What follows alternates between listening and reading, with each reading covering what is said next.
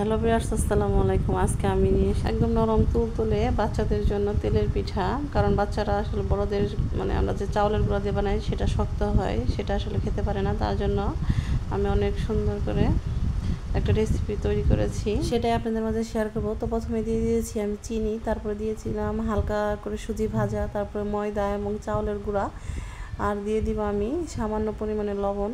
কারণ লবণ না দিলে আপনার মিষ্টিটা ভালো হয় না।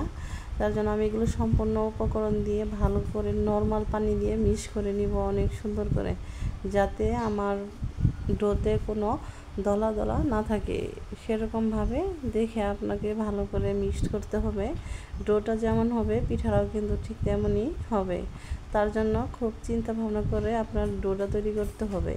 দেখেন আমার ডোটা প্রায় তৈরি করা শেষ হয়ে গেছে। আমি অল্প অল্প পানি নিচ্ছি এবং মিশাচ্ছি, কারণ বেশি পানি হয়ে গেলে তখন আবার দেখা যাবে আমার পিঠাটা পারফেক্ট হবে না। তার জন্য অল্প অল্পভাবে আমি নিয়ে মাখাচ্ছি।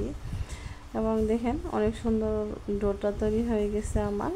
সুজিটা আমি এই জন্যই দিয়েছি যে হয়তো বাচ্চাদের জন্য, বাচ্চারা সুজিটা খেতে পছন্দ করে, সেই কারণে আমি সুজিটা আসলে পিঠা দিয়েছি। অনেক বাচ্চা আছে যে সুজি খেতে চায় না, তো এইভাবে আপনি কিন্তু সুজিটাকে খাওয়াতে পারেন। তো আমি এখন সুজিটা নরম হওয়ার জন্য রেখে দেবো ফ্রিজে। দেখেন সুজিটা কিন্তু দানা দানা দেখা যাচ্ছে।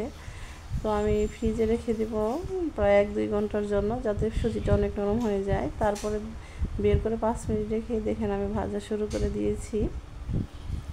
দেখেন পিঠাটা কত পারফেক্ট হয়েছে, না দেখলে আপনি বুঝতে পারবেন না, না খেলেও বুঝতে পারবেন না যে আসলে স্বাদটা কত। হ্যাঁ, আমার পিঠাগুলো কিন্তু অনেক পারফেক্ট হয়েছে।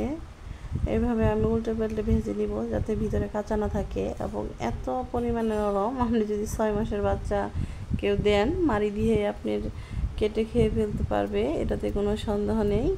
তো গাইজ দেখেন আমার পিঠাগুলো অনেক সুন্দরভাবে ফুলে গেছে, কারণ আমার ডোটা অনেক পারফেক্ট হয়েছিল।